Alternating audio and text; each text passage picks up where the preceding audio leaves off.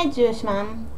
I mentioned last week that my teacher, Rabbi Niven, of the Personal Development Chaboras, he was saying that between Tisha B'Av and Rosh Chodesh Elul, which is like the period that we're in now, our main focus should be healing.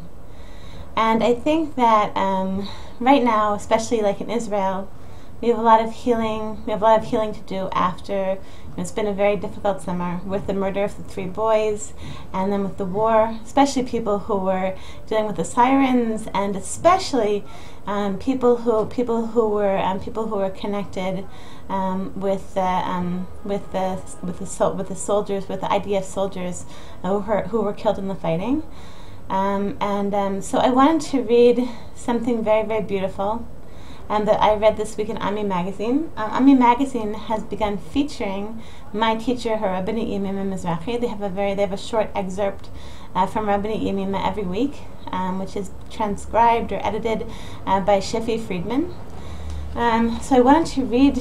So she wrote now. She wrote about a very inspirational shiva call that she made to one of the families. To one of the families of a soldier who had died. And she tells the following story. I thought this was really so beautiful. She said, one of the 64 precious soldiers who were killed recently defending our nation was Noam Rosental from Kibbutz Matar in the Negev. Before I went to visit the family during the shiva, I was told that his mother, Osnat Rosental, is not shomeret mitzvot. She doesn't keep mitzvot. I was therefore advised to be cautious with the words I used. But when I arrived at the Rosental home, I was greeted warmly by Osnat, the tzedeket, with a huge smile. I asked her where she derived the koach, having just lost her son. Her answer was remarkable. This is the legacy of my son Noam. He always wanted to comfort others. Even as a young boy, he would try to make the children in school who were sad feel better. Whenever he saw someone crying, he would go over and say, "Don't worry, I will help you. Please don't cry." Do you know how my son was killed? She continued.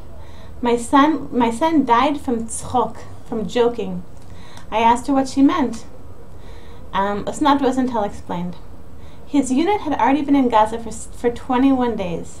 Everyone was beginning to feel depressed. Noam got up on a tank and began telling jokes to cheer them up.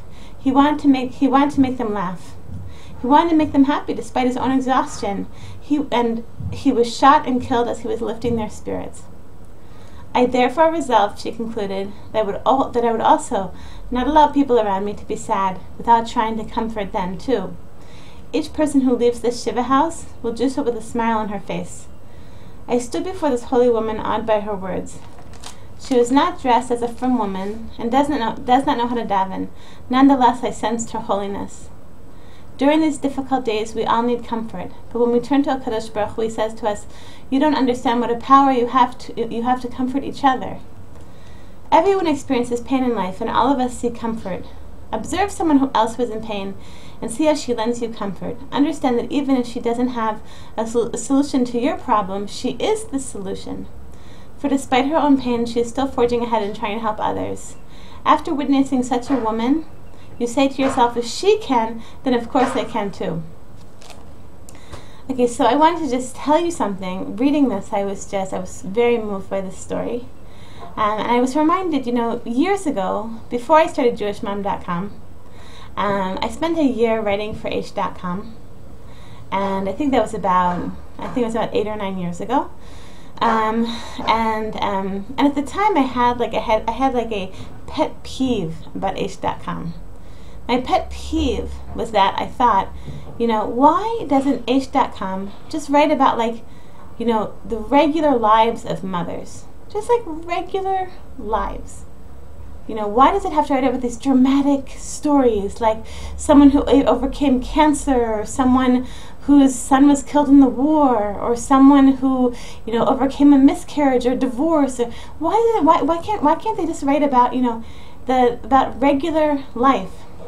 And now looking back, I think I was sort of silly, because I think that it's so clear. It's so clear, like when people go through these huge challenges, how much chizuk they give us Rabbanit Yemima says in this column, she says in another place, just how shocking it's been to her. Like every single shiva she's gone to for one of the IDF soldiers, she's left feeling like they gave her chizuk, like they encouraged her. And I think it's such a powerful thing. How much, that we have a goal. Like we have, when we see these people, we want to comfort them, and so often what ends up happening is that they end up comforting us and giving us strength and encouraging us. Mamash, what an amazing, amazing nation we are a part of. So I want to bless all of us Jewish moms with an amazing week. I want to bless all of us. That all of these tzarot and these wars, and that they should be the last soldiers that have to die and the last Jews that have to die. That Bezat Hashem, that we should be seeing easier times. Bezat Hashem for all of Am Yisrael and for all of the world. Okay, Kol Tov, have an amazing week, Kol Tov.